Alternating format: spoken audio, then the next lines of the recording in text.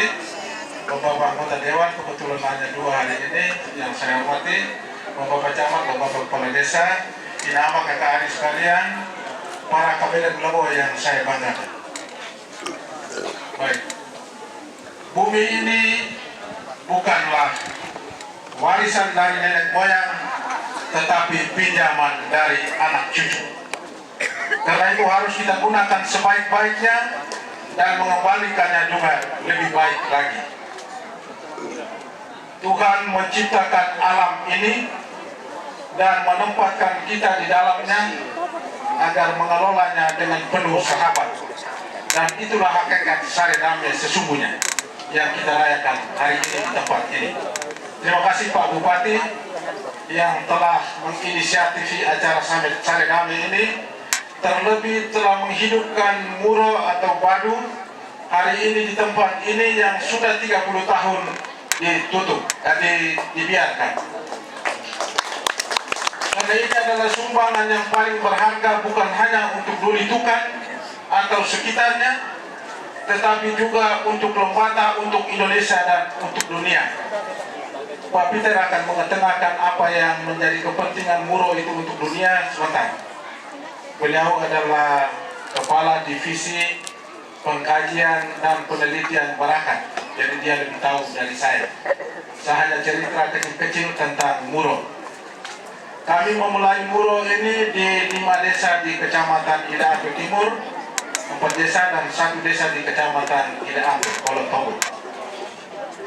Awal kami memulai ini memang penuh protes seperti Sare Damai sekarang. Tapi berubah itu berisiko, tidak berubah lebih berisiko lagi. Jadi mau tidak mau harus maju terus. Dan awalnya memang masyarakat tidak menyadari bahwa Muro atau Badu itu punya manfaat yang cukup besar, karena nenek moyang sudah mewariskan itu sebagai sebuah kearifan lokal dalam bentuk persahabatan dengan alam. Kawasan-kawasan di laut di sekitar pantai itu mereka tutup dan mereka sebut sebagai Muro. Yang tadi kita lakukan itu namanya Puro.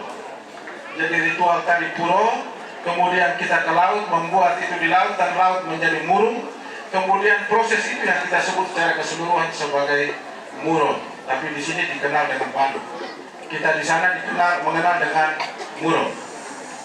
Dan para nelayan itu mereka punya kepentingan tertentu. Tapi saya bilang kepada mereka, laut adalah layanan alam, bukan milik siapa-siapa. Tuhan sudah menciptakan laut itu untuk kita semua, karena itu digunakan secara berkeadilan sosial, bukan hanya untuk nelayan. Semua orang punya akses yang sama untuk laut, karena itu digunakan secara bersama-sama. Yang penting dijaga supaya dimanfaatkan secara berkelanjutan. Itu hakiki dari pengelolaan laut sesungguhnya, karena tidak ada seorang pun yang menanam sesuatu di laut kecuali Tuhan yang menyediakan itu. Dan Muro itu menempatkan diri di situ untuk kepentingan bersama dan menghayati apa yang diajarkan oleh Allah dalam diri kita masing-masing. Dan di Muro itu juga sebenarnya dikenal ada semacam zonasi, seperti pemerintah punya bidang zona inti, zona penyaga dan zona pemanfaatan. Muro itu juga punya zona juga. Mereka mengenal kalau zona inti itu disebut tahi tuber. Itu jiwanya laut. Di situ ikan tidak boleh diganggu juga, karena itu adalah kamar milik sakral mereka. Mereka akan kawin mamin berkembang biak di situ. Setelah keluar baru kita boleh tangkap. Ada lagi kamar di laut yang mereka sebut dengan ikan berwair, ikan yang dikhususkan untuk perempuan, karena mereka menyadari betul bahwa perempuan tidak punya alat tangkap yang lebih modern, lebih baik, lebih bagus. Karena itu mereka menyediakan satu tempat yang bisa diakses oleh perempuan hanya dengan memancing. Dan ada satu zona lagi yang disebut ikan ribu ratu. Ikan yang boleh diambil oleh siapa saja dalam kampung itu, tetapi harus dimulai dengan ritual adat dan ditutup dengan ritual adat dan dibuka dengan jadwal sesuai dengan kesepakatan. Ada yang karena ada hajatan duka dan suka, dan karena kepentingan ikan untuk banyak orang di situ maka dibuka. Kalau tidak dibuka. ini kearifan lokal yang memang sungguh ada di situ, dan kami coba memfasilitasi kearifan lokal yang hampir hilang itu. Di Teluk Gadakewa itu cuma 2 yang masih memiliki, yaitu Lama Tokan dan Tikesale. Itu juga luasnya hanya sekitar 32,35 hektar. Dan kami coba memberikan penyadartahuan di awalnya. Penyadartahuan itu ibu sekalian. Kita bukan sosialisasi. Kalau kita sosialisasi itu bilang undang-undang melarang kita jangan menangkap ikan duyung. Kita juga jangan menangkap ikan kima atau menangkap ikan Napoleon. Tapi kalau kita memberikan penyadartahuan itu dengan mengatakan kepada masyarakat bahwa Napoleon itu adalah ikan yang akan memakan bulu babi yang akan merusak karang kita. Kalau karang kita itu dimakan oleh bulu babi, ikan punya rumah ikan yang adalah karang itu akan hilang, dan ikan tidak akan ada lagi di sini. Itu penyadartahuan. Beda dengan dia sosialisasi. Undang-undang melarang Anda tidak boleh menangkap ikan ini karena undang-undang melarang itu. Gitu. Dan ketika kita mengatakan itu, mereka akhirnya sadar bahwa ikan ini menjadi tidak ada hanya karena Napoleon atau lebak tukung bahasa daerahnya itu kita tangkap. Kalau itu kita tidak tangkap lagi, maka karang akan tetap hidup, ikan akan tetap ada, kita tetap akan tangkap ikan. Begitu juga duyung, bukan karena dia itu satwa yang terancam punah saja, tetapi kotorannya, tahinya itu sangat bermanfaat sebagai nutrisi untuk makanan laut, termasuk rumput-rumput di laut, termasuk lamun, karang dan lain-lain, dan mangrove. Kalau kita bunuh, bagaimana laut kita bisa subur? Begitu juga kima. Kima itu juga sejenis satwa yang berkembang dia hanya ratusan tahun, tapi perkawinannya itu cukup setengah mati. Seekor kima itu dia memiliki sperma dan sel telur. Dan salah satunya itu kalau sudah matang dia akan buang ke laut. Dan sperma atau sel telur yang sudah matang itu dia akan ikut berlombang dan bertemu dengan yang lain. Lalu terjadi kawin malam di situ dan dia membentuk jantik, kemudian pergi menempel ke satu tempat dan berusaha hidup di situ sepanjang tahun. Dan dia itu punya manfaat untuk ekosistem laut adalah menjernihkan air laut, sehingga laut kita bisa lihat dari atas. Ini manfaat-manfaat spesies laut yang kita jaga di Muro, termasuk tiga bentaken yang ada di Muro itu adalah mangrove, terumbu karang, dan lamun. Kita keliling tadi di Badu yang rencananya mau ditutup itu, dan itu hanya ada mangrove, tetapi lamun dan terumbu karangnya sudah hilang habis. Model macam lapangan bola kaki. Ini Kolotobo punya masih lebih baik. Ini sangat rusak. Dan kalau begitu maka kalau kita tangkap ikan padang pasti kecil-kecil. Karena dia baru keluar dari mangrove masih kecil, lalu keluar terus. Dan kita tangkap yang kecil itu. Dia tidak ada lagi di lamun, baru besar sedikit lagi tambah, lalu tinggal di karang. Karang juga tidak ada lagi. Jadi kita ambil ikan padang yang kecil. Yang besar orang lain punya, mereka ada karang. Penyadartahuan yang kita lakukan.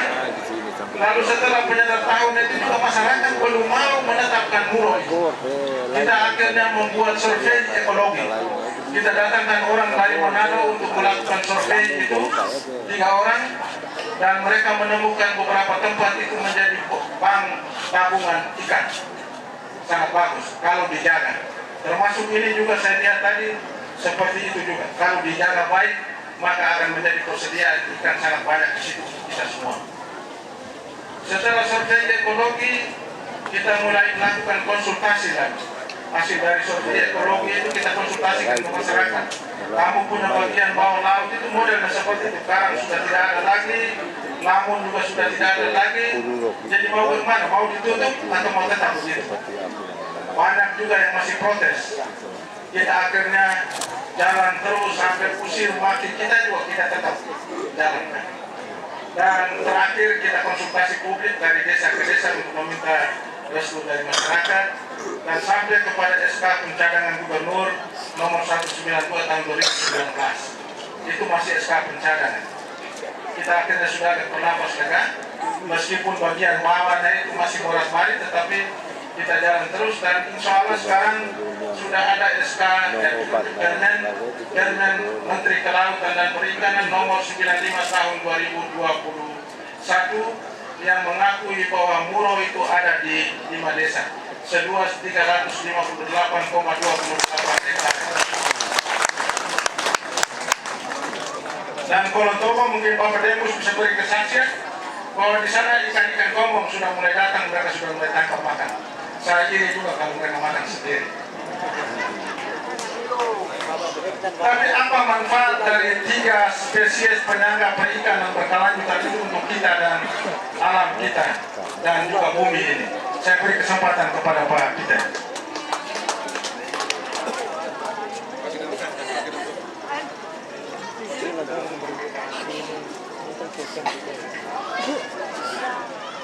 Baik Pak Bupati bersama dengan komunitas adat yang kami hormati, atas nama Konsorsium Peneliti Lingkungan, saya mewakili komunitas LIBI Indonesia dan teman-teman peneliti lingkungan, saya menyampaikan apresiasi besar untuk peristiwa ekologi yang luar biasa pada sore hari dan pada kesempatan ini. Kita beri apresiasi besar.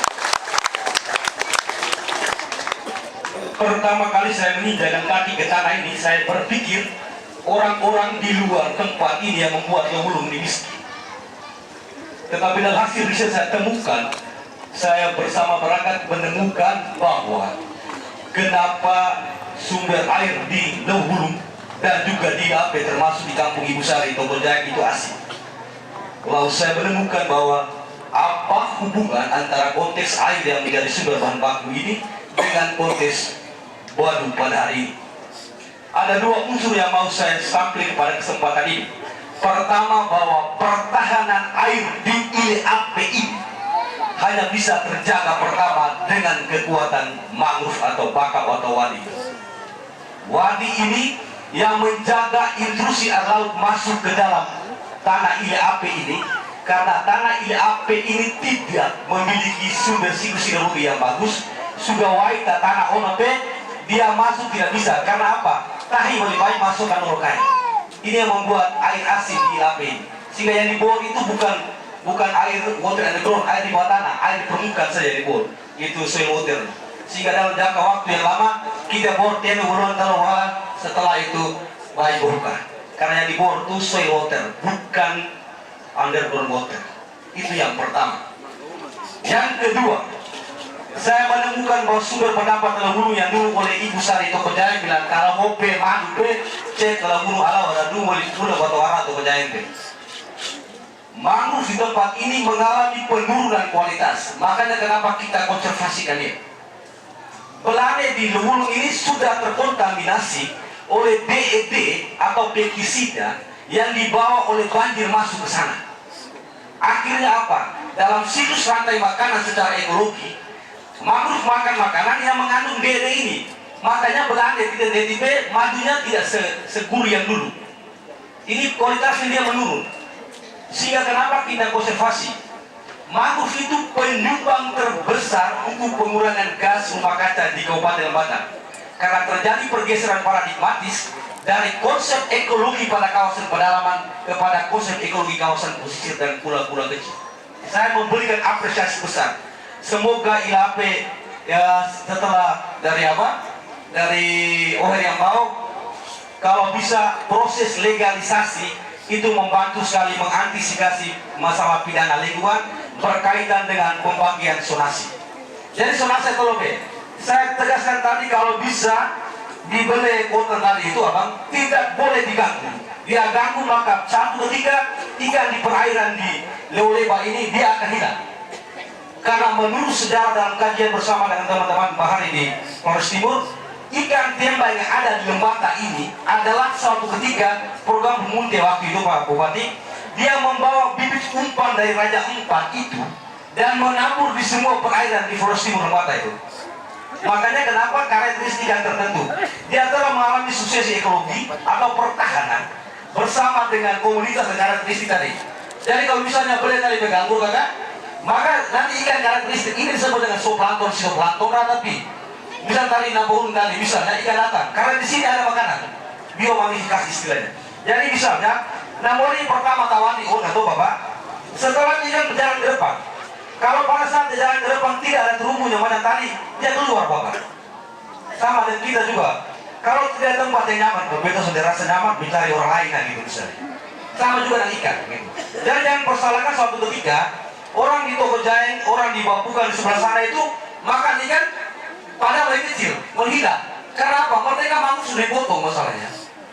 Bibit ikan itu ada di Teluk ini, penyumbang terbesar itu ada di Teluk ini. Saya memberikan apresiasi untuk Persiba hari ini.